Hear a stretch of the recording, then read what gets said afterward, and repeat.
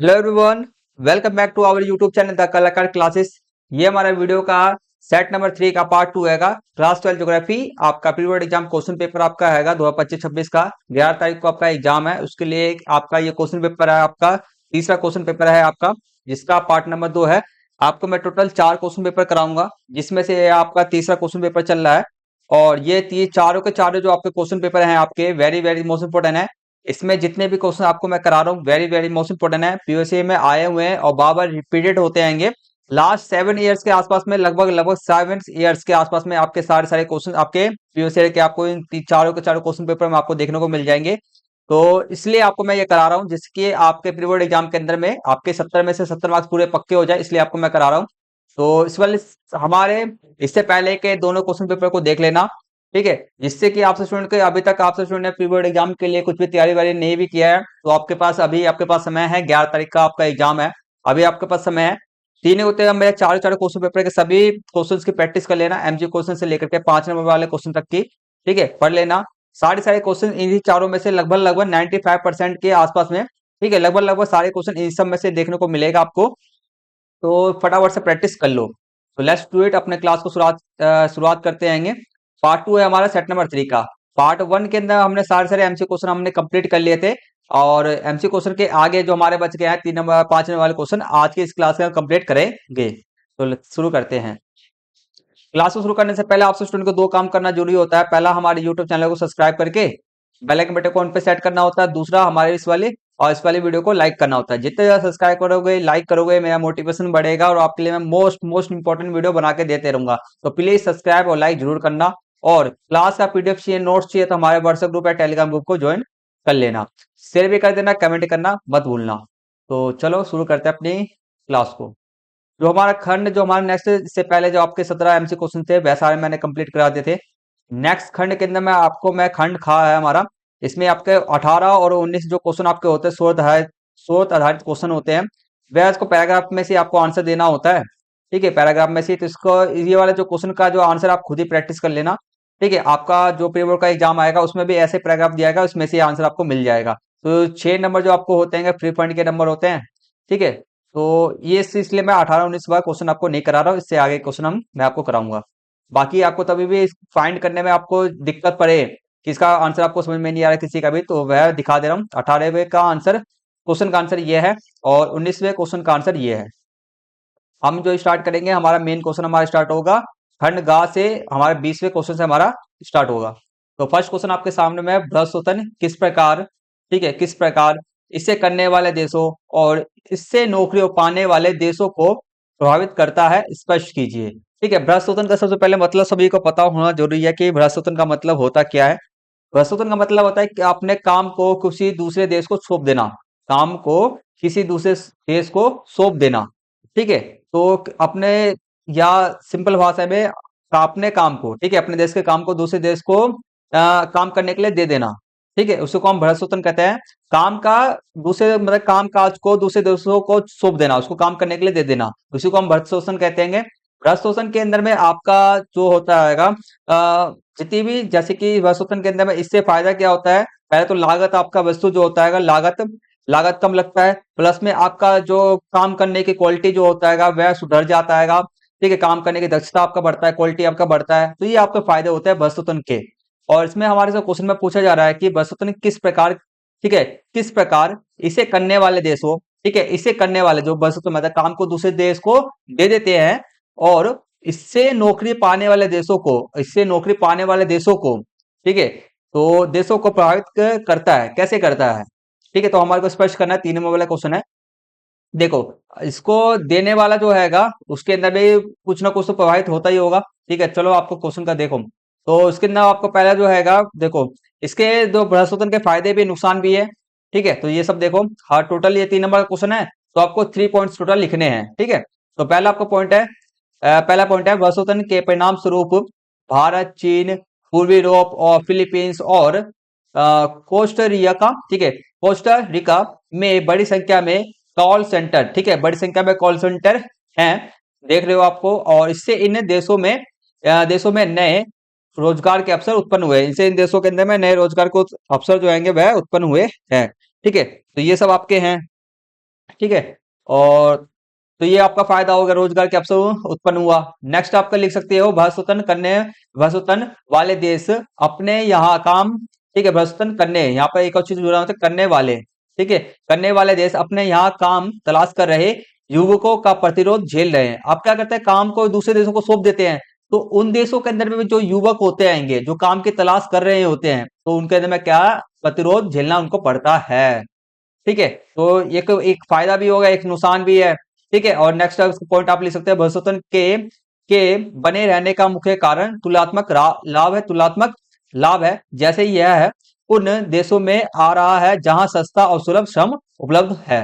ठीक है, तो भविष्यतन का बने रहने का मुख्य कारण यह है कि तुलनात्मक लाभ है। सीधी सी बात है कि किसी भी काम को दूसरे देश को सौंप देना, ठीक है, तो इससे हमारे को क्या हो लाभ, कोई भी दूसरे देश को इसलिए सौंपेगा क्योंकि उससे क्या लाभ हो, उसको प्रॉफिट मिले। तो ठीक है, तो यह उन देशों में आ रहा है जहां सस्ता हो गया, सस्ता सच्चे, जहां पे श्रम क्या हो, जहां पे जो लोग होंगे श्रम जो हैगा वो सस्ते दाम पे और कुशल स्किल वाले भी हमारे को मिल जाए, वहां पर ज्यादा से ज्यादा फैल रहा है। तो आप लिख सकते हो। ठीक है, तो ये 3 पॉइंट आप लिख सकते हो, चौथा पॉइंट भी आप लिख सकते हो, पांचवा भी लिख सकते हो। कोई भी 3 पॉइंट्स याद कर लेना, बेस्ट जो भी आपको बढ़िया तरीके से याद हो जाए उनको लिख देना, कोई भी 3 बिंदु लिखना। ठीक है, नेक्स्ट क्वेश्चन करते हैं। नेक्स्ट क्वेश्चन आपके सामने में है 21 है, प्रदूषण और प्रदूषण, संसाधनों की कमी और भीड़ भाड़ जैसी चुनौतियों को संबोधित करते हुए हम बढ़ते शहर और नवीन शहरों में सतत शहरी विकास को कैसे बढ़ावा दे सकते हैं।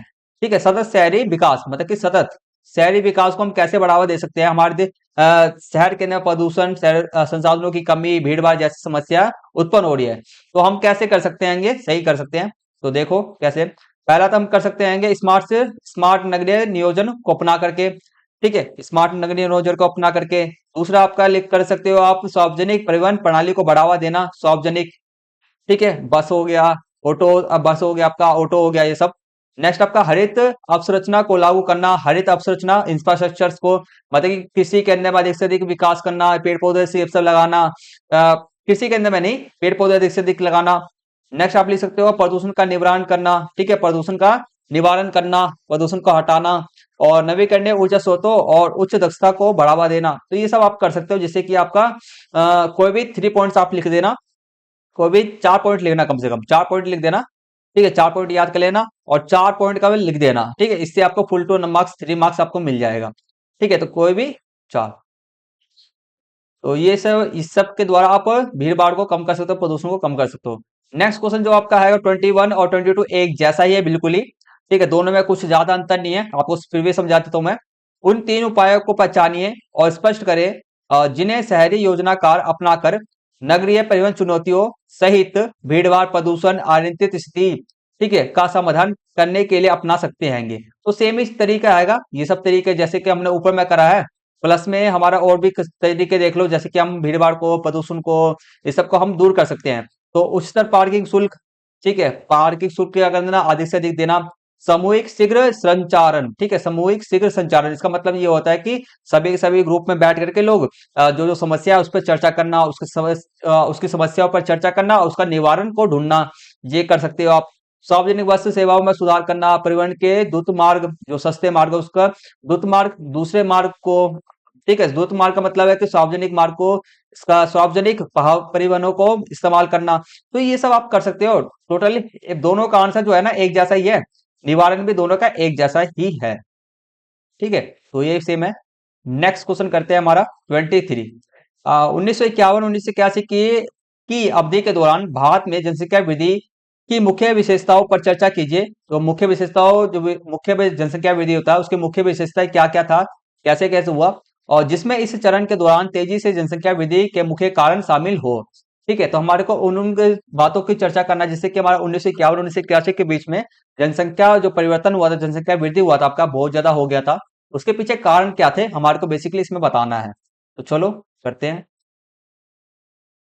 और ये अवधि को याद कर लेना, 1951 से 1981 की अवधि को हम जनसंख्या विस्फोट की अवधि कह के रूप में, ठीक है, 1951 इक्यावन से 1981 के दशकों को भारत में जनसंख्या विस्फोट की अवधि के रूप में जाना जाता है, जो निम्न कारणों से हुआ था। ठीक है, सॉरी, तो पहला आप कारण लिख सकते हो, देश में मृत्यु दर में तीव्रता गिरावट और जनसंख्या उच्च, ठीक है, जनसंख्या की उच्च प्रजनन दर के कारण हुआ। ठीक है, तो ये आपका जनसंख्या विस्फोट इस कारण से हुआ।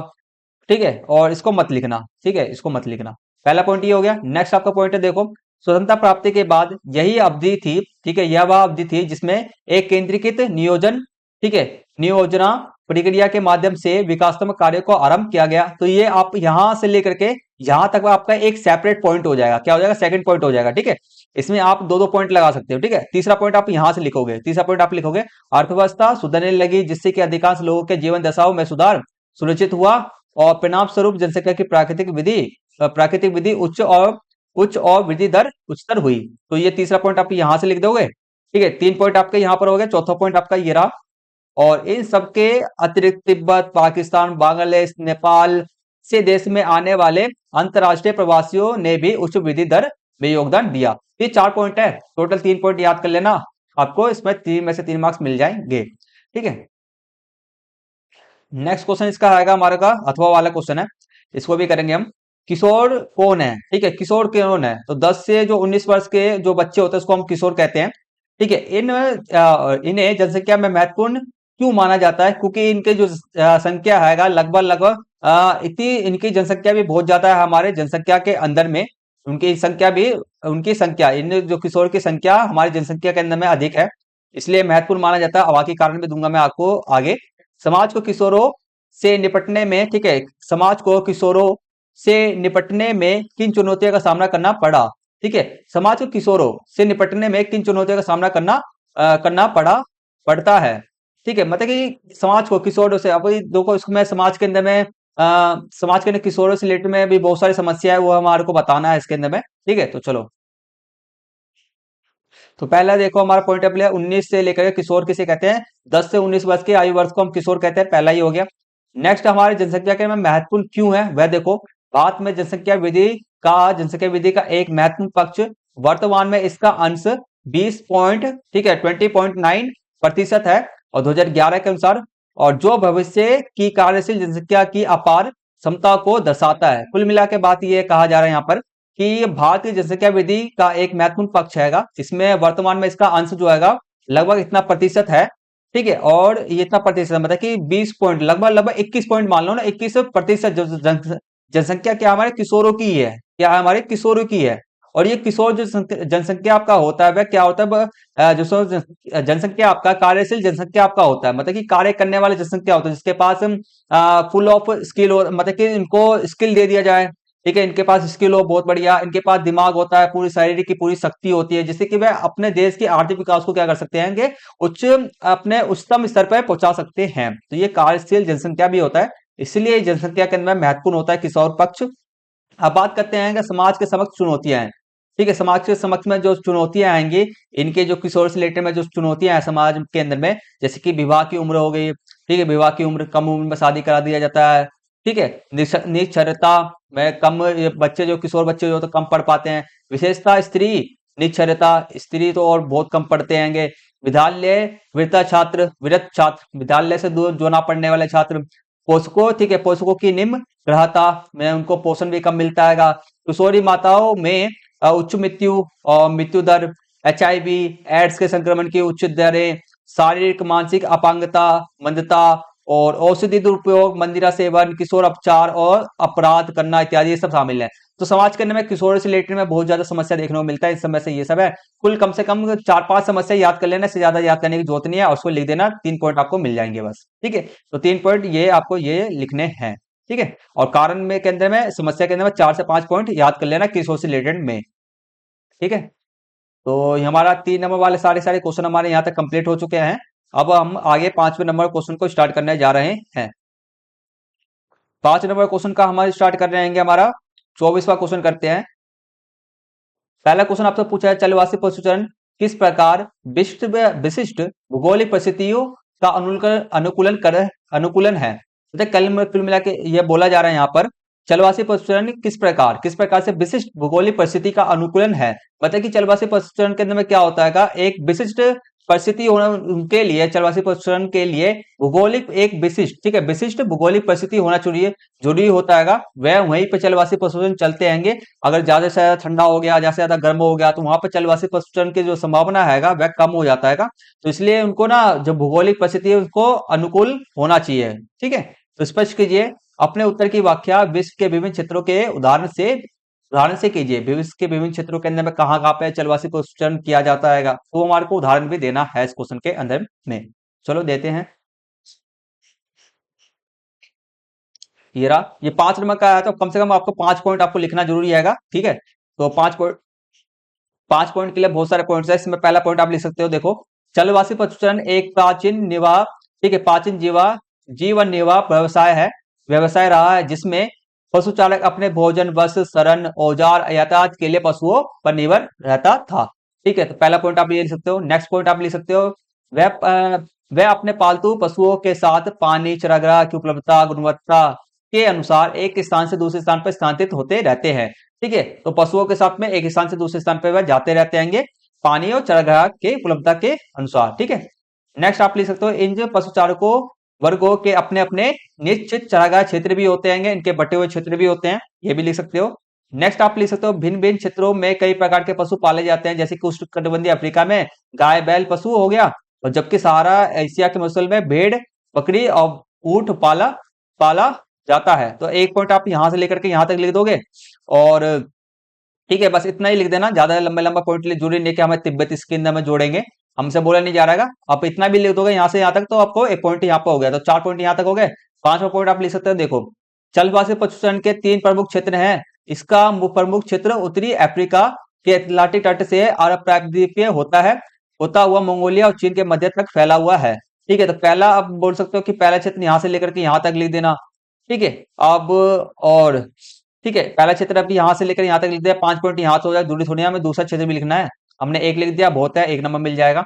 अगला करते आएंगे, और अगला देखो, गर्मियों में मैदान भाग से प्रवृत्तीय चारागाह की ओर, और शीत में प्रवृत्तीय भाग से मैदानी चारागाह की ओर प्रवास करते हैं, और इनकी इस गतिविधि को ऋतु प्रवास कहा जाता है। ये 6 पॉइंट आप लिख सकते हो। नेक्स्ट आप लिख सकते हो, भारत में हिमालय के प्रवृत्तीय क्षेत्रों में गुज्जर, बकरवाल, गद्दी, भूटिया लोगों के समूह ग्रीष्मकाल में मैदानी क्षेत्रों में से पर्वतीय क्षेत्र में चले जाते हैं, एवं शीतकाल में पर्वतीय क्षेत्र में मैदान में, ठीक है, शीतकाल में पर्वतीय क्षेत्रों से मैदान क्षेत्र में आ जाते हैं। तो ये सब आप लिख सकते हो, यहाँ से लेकर यहाँ तक एक क्लियर, तो 60 पॉइंट हो गए। तो 7 पॉइंट में से कोई भी 5th पॉइंट ज्यादा से ज्यादा याद कर लें, जो भी आपको अच्छी तरह से याद हो जाएगा। ये आपको मैं बता दूं, सारे के सारे क्वेश्चन में बढ़िया तरीके से फोकस करना। एक भी क्वेश्चन को मैं ये नहीं बोल के चलूंगा कि ये क्वेश्चन मोस्ट इंपोर्टेंट है, ये क्वेश्चन मोस्ट इंपोर्टेंट है, ऐसा मैं बिल्कुल भी नहीं बोलूंगा, क्योंकि सारे सारे क्वेश्चन मोस्ट इंपोर्टेंट है। पीवीएससी में सारे सारे क्वेश्चन आए हुए हैं, तो मैं एक को भी इंडिकेट नहीं करूंगा ये इंपॉर्टेंट है। ठीक है, अब नेक्स्ट क्वेश्चन करते हैं। नेक्स्ट क्वेश्चन इसका अथवा वाला है, खनन ने मानव विकास में महत्वपूर्ण भूमिका निभाई। बिल्कुल सही बात है, खनन के द्वारा मानव विकास का उच्च स्तर पर चला गया, और विशेषतः औद्योगिक क्रांति के बाद से औद्योगिक क्रांति के बाद कथन को ध्यान में रखते हुए खनन गतिविधि को प्रभावित करने वाले कारकों की व्याख्या करना है। ठीक है, पहला ये व्याख्या करना है। दूसरा वाक्य है, विकसित और विकासशील देशों पर खनन के आर्थिक और सामाजिक प्रभाव क्या है। मतलब कि विकसित देश पर के उनके आर्थिक सामाजिक प्रभाव बताना है, और यह प्रभाव उनके औद्योगिकरण के स्तर और श्रम गतिशीलता के आधार पर कैसे भिन्न होते हैं। तो विकसित अर्थव्यवस्था के अंदर में खनन का क्या प्रभाव पड़ता है, विकासशील अवस्था में खनन का प्रभाव क्या पड़ता है, उनके औद्योगिकरण पर क्या प्रभाव पड़ता है, उनके श्रम गतिशीलता पर क्या प्रभाव पड़ता है, ये सब हमारे बेसिकली बताना है इसके अंदर में।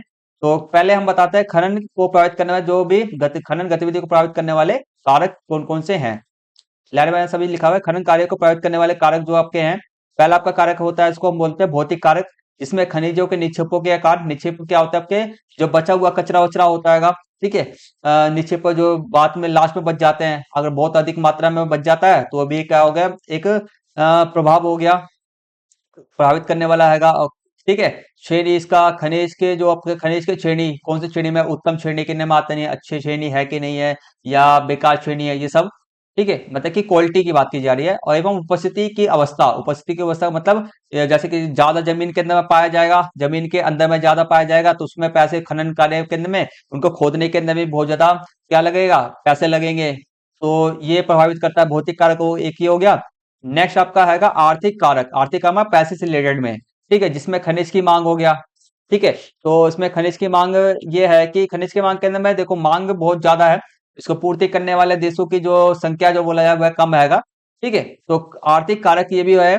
आगे देखो आर्थिक कारक के अंदर में एक ही आता है, खनिज की मांग हो गया, विद्वान तकनीकी हो गया ज्ञान, तकनीकी ज्ञान हर एक के पास में नहीं है, ठीक है। अगर तकनीकी ज्ञान अधिक हो, अब उसमें देखो तकनीकी ज्ञान लेने के लिए, तकनीकी या टेक्नोलॉजी का ज्ञान लेने के लिए उनको पैसे लगेगा, उनका उपयोग करने के लिए भी पैसे लगेगा, ठीक है।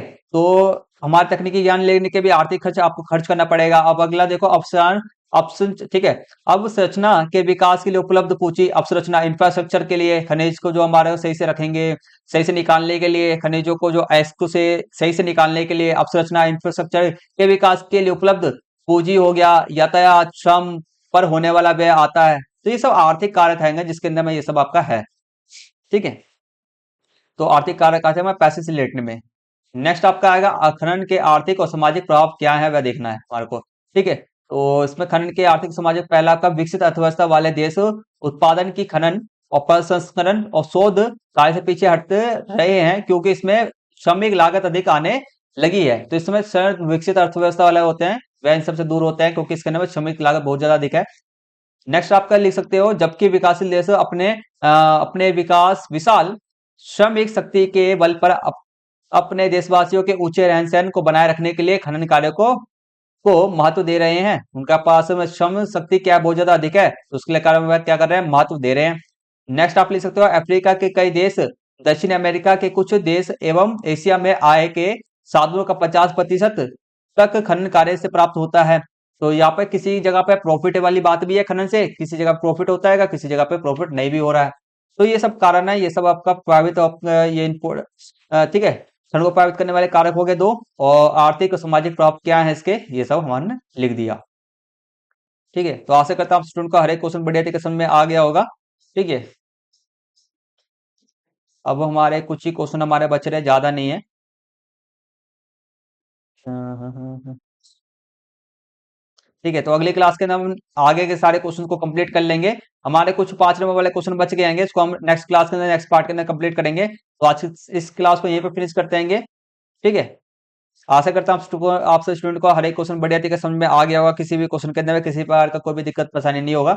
कुछ भी हो डाउट, कुछ भी हो तो कमेंट्स में पूछ लें, आपके सारे डाउट्स को मैं क्लियर कर दूंगा नेक्स्ट क्लास के अंदर में, ठीक है। तो आज की क्लास को यहीं पे फिनिश करते हैं, मिलते हैं जल्दी से नेक्स्ट वीडियो के अंदर में, तब तक के लिए टेक केयर, टेक बाय, जय हिंद, जय भारत।